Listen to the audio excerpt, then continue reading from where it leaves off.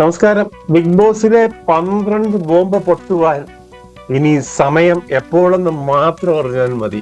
മണിപ്പുര task, wild കാർഡിനുള്ള മണിപ്പുര ടാസ്കിൽ നിന്ന് 12 bomb. അത് ആർക്കൊക്കെ പണി കിട്ടും? വൈൽഡ് കാർഡിനല്ല പണി കിട്ടുന്നെന്ന് തോന്നുന്നു, മറ്റ് ഹൗസ് മെമ്പേഴ്സിനായിരിക്കും.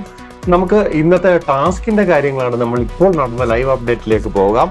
അതായത് ബിഗ് ബോസ് എല്ലാവരെയും ലിവിംഗ് റൂമിൽ വിളിച്ചിരുത്തുന്നു. അപ്പോൾ തന്നെ ആൾക്കാരൊക്കെ വരുവാൻ താമസിക്കുന്നു. ജിസയിലും ഒക്കെ എപ്പോഴും ലേറ്റ് ആയിട്ടാണ് വരുന്നത്.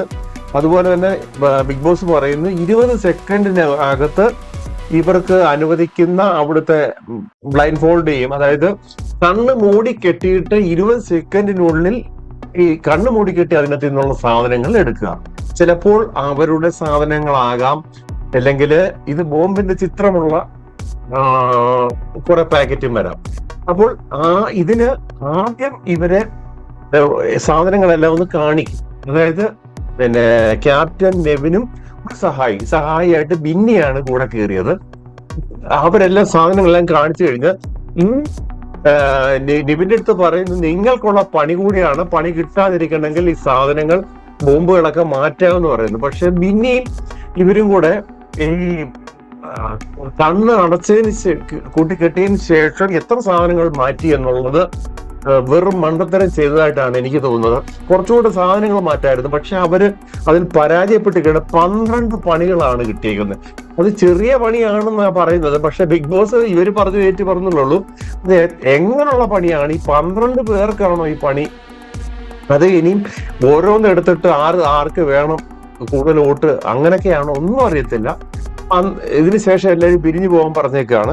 എന്തായാലും ശരി, ആദ്യത്തെ ഈ ബസർ അടിച്ചു കഴിഞ്ഞപ്പോൾ തന്നെ എല്ലാവരും ഇവര് ക്യാപ്റ്റനും ബിന്നിയും വെളിയിൽ ഇറങ്ങിയതിന് ശേഷം ബസറിനുള്ളിൽ കുറെ സാധനങ്ങൾ എടുത്തു വരുന്നു. പക്ഷെ എനിക്കൊരു സംശയം, ജിഷിനാണോ പ്രവീണാണോ വെളിയിൽ ഇറങ്ങിയതിന് മുമ്പേ തന്നെ കണ്ണ് തുറന്നാണ് വെളിയിൽ ഇറങ്ങിയത്? അത് പൗളല്ലേ എന്നൊരു സംശയമുണ്ട്.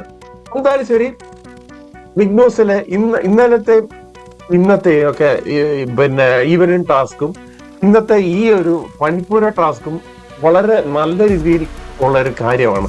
കാര്യം ഇത് നനച്ചിരിക്കാതെ പണി കിട്ടുന്ന പണികൾ ആർക്കൊക്കെ 8ന്റെ പണിയാണോ ചെറിയ പണിയാണോ എന്നൊക്കെ നമുക്ക് വെയിറ്റ് ചെയ്യണം. അത് നമുക്ക് കാത്തിരുന്ന് കാണേണ്ട ഒരു കാര്യമാണ്. ഇതിനകത്തിൽ എത്രത്തോളം ഈ നെവിൻ അതിനകത്തിൽ ഹൈഡ് ചെയ്തിരുന്നെങ്കിൽ ഇവർക്ക് കുറെ കൂടെ സേഫ്റ്റി ആയിരുന്നു. പക്ഷെ അത് പരാജയപ്പെട്ടു എന്ന് വേണം കരുതുവാൻ. പിന്നെ ഇവർക്ക് കിട്ടിയ വസ്ത്രങ്ങൾ പെയറായിട്ടുണ്ടെങ്കിൽ മാത്രമേ യൂസ് ചെയ്യാൻ പറ്റത്തുള്ളൂ.